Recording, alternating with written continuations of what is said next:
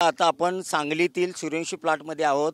या ठिकाणी आपण पाहू शकता कृष्णा नदीची पाण्याची पातळी वाढत असल्यामुळे या ठिकाणी असणाऱ्या सूर्यवंशी प्लॉटमध्ये हे बॅकवॉटर आता शिरायला सुरुवात झालेली आहे आणि त्यामुळे या परिसरात राहणाऱ्या लोकांचं स्थलांतर करण्यासाठी महापालिके युद्धपातळीवर काम चालू केलेलं आहे। त्याचबरोबर पाण्याची पातळी सततधार पावसाची सुरू असल्यामुळे सतत वाढत आहे आणि त्याचबरोबर कोयना धरण असेल, चांदोली धरण असेल, या धरणातून पाणी सोडत असल्यामुळे या ठिकाणी पाणी पातळी सातत्याने वाढत आहे।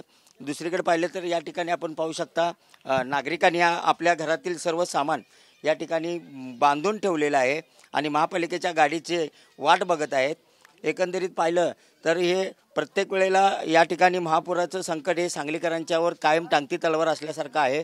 या ठिकाणी नागरिकांना स्थलांतर करण्याशिवाय दुसरा पर्याय नसल्यामुळे महापालिका असेल किंवा जिल्हा प्रशासन असेल या ठिकाणी नेहमी पावसाच्या वेळेला हे लोक या तयारीत राहत असतात।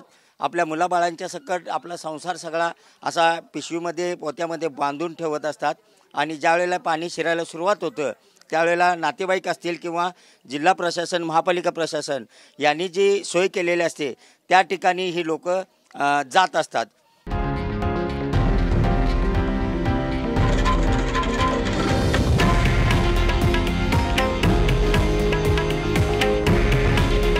हे आहे देशातील नंबर 1 न्यूज नेटवर्क आणि आपण पाहत आहात TV9 मराठी। काळजी तुमची, हित महाराष्ट्राचं।